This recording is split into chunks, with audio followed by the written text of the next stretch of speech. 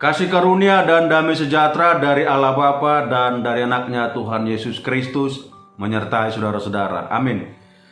Salam, selamat bertemu kembali dalam renungan harian Gereja HKBP Resort Surabaya. Adapun firman Tuhan yang menjadi ayat harian kita tertulis dalam 2 Yohanes 1 ayat 9. Setiap orang yang tidak tinggal di dalam ajaran Kristus, tetapi yang melangkah keluar dari situ, tidak memiliki Allah. Barang siapa tinggal di dalam ajaran itu, ia memiliki Bapa maupun Anak. Demikian firman Tuhan. Bapak, Ibu, saudara-saudara yang dikasihi Tuhan Yesus Kristus, adapun yang menjadi topik kita, hidup memiliki dan milik Allah. Ada beberapa hal yang bisa kita lihat, kita petik dari renungan ini menjadi buah dari pergumulan kita untuk terus bertumbuh dalam iman kita mengikut Yesus. Pertama, Yesus Kristus adalah Mesias, Anak Allah dan Tuhan. Dia juga adalah Juru Selamat dunia dan sosok Maha Guru. Dia mengajar banyak orang tentang kebaikan yang sempurna, yaitu kasih.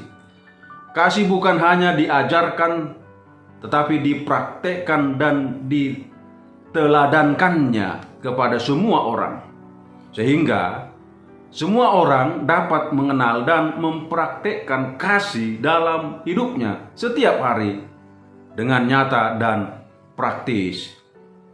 Itulah Tuhan kita Yesus Kristus. Dia mengajarkan apa yang Dia lakukan dan melakukan apa yang Dia ajarkan. Dia sendiri adalah Tuhan, tetapi karena cinta kasih-Nya yang sempurna, Dia rela merendahkan diri menjadi manusia, bahkan sebagai manusia demi cinta dan kasih-Nya kepada kita.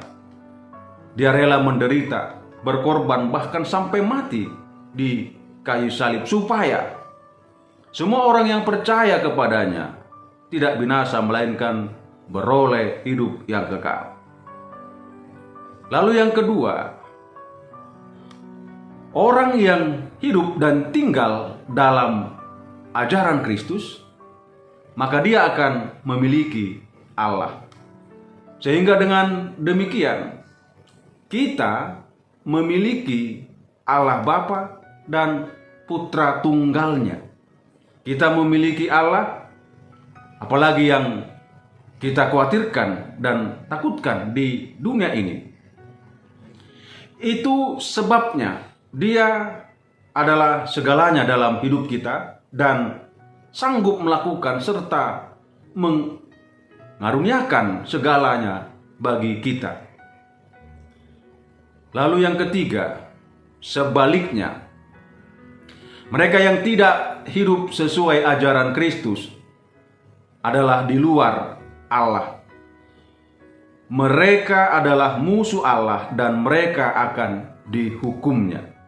Mereka tidak akan mendapat bagian dalam kehidupan kekal bersama Kristus.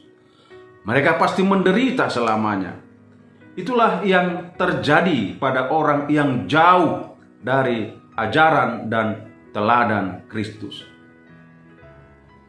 Yang keempat, jadi agar kita hidup memiliki Allah yang hidup, maka kita harus hidup dalam pengajaran Kristus.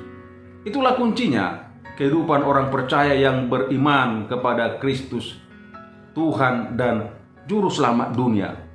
Kita memiliki Allah, kita akan memiliki hidup dan berkemenangan dalam segala hal. Lalu yang kelima, untuk itu jagalah hidup kita agar tidak terpengaruh oleh pengajaran sesat di luar Kristus. Kelihatan indah, menarik, dan enak, tetapi sesungguhnya ujungnya menuju maut dan kehancuran yang permanen. Sehingga dalam kekekalan menderita selamanya. Jika kita memiliki Allah yang sudah menjadi miliknya, maka sesungguhnya sempurnalah hidup kita. Dilindungi, diberkati, dan dijaga selama kita hidup di dunia ini. Sedangkan dalam kekekalan kita memiliki keselamatan dan kebahagiaan yang sempurna, sehingga kehidupan yang tiada terbatas di sorga mulia bersamanya. Karena itu, pilihlah cara hidup yang mengikuti ajaran Tuhan. Sebab ajaran Tuhan bukan hanya berguna bagi diri kita dan keluarga, tapi juga bermanfaat bagi semua orang yang ada di sekitar kita. Kita boleh berhikmat, kita boleh menikmati hidup bersama dan tumbuh bersama dalam iman dan rukun dalam damai. Maka sukacita kita akan menjadi sukacita bersama orang-orang yang ada di sekitar kita. Dengan demikian, hidup kita juga jadi berkat bagi sesama, sebab ciri khas orang yang hidup sesuai ajaran Kristus adalah mengasihi semua orang dengan tulus dan tanpa syarat, serta mengasihi Tuhan sepenuh hati tanpa batas. Jadi kehadiran orang yang mengikuti ajaran Kristus akan memberkati ataupun jadi berkat bagi semua orang. Itulah kiranya yang jadi dalam kehidupan kita. Itulah kiranya yang dilakukan oleh kita, orang yang percaya kepada Kristus. Melakukan ajarannya sehingga kita memiliki dan dimiliki oleh Allah. Kita pun jadi berkat bagi semua orang dan menyenangkan hati Tuhan. Amin. Kita bersatu dalam doa. Terima kasih Tuhan, kami sudah mendengarkan firman-Mu. Biarlah firman-Mu itu boleh meneguhkan iman kami, menyegarkan iman kami, agar kami Tuhan sekali lagi memiliki Allah dan kami menjadi milik-Mu. Jika kami setia, mau dipimpin dan menuruti ajaran dari Yesus. Sebab Yesus adalah Tuhan dan Juru Selamat kami. Kami juga diingatkan Tuhan agar kami tidak meninggalkan ajaran Kristus, tetapi kami senantiasa melakukan ajaran Kristus yang selalu menjadi motivasi kami, yaitu saling mengasihi. Biarlah hidup kami diberkati dan kami juga mau jadi berkat bagi sesama kami. Di atas segalanya ampuni dosa kesalahan kami Bapa, dalam Kristus Yesus kami sudah berdoa dan mengucap syukur.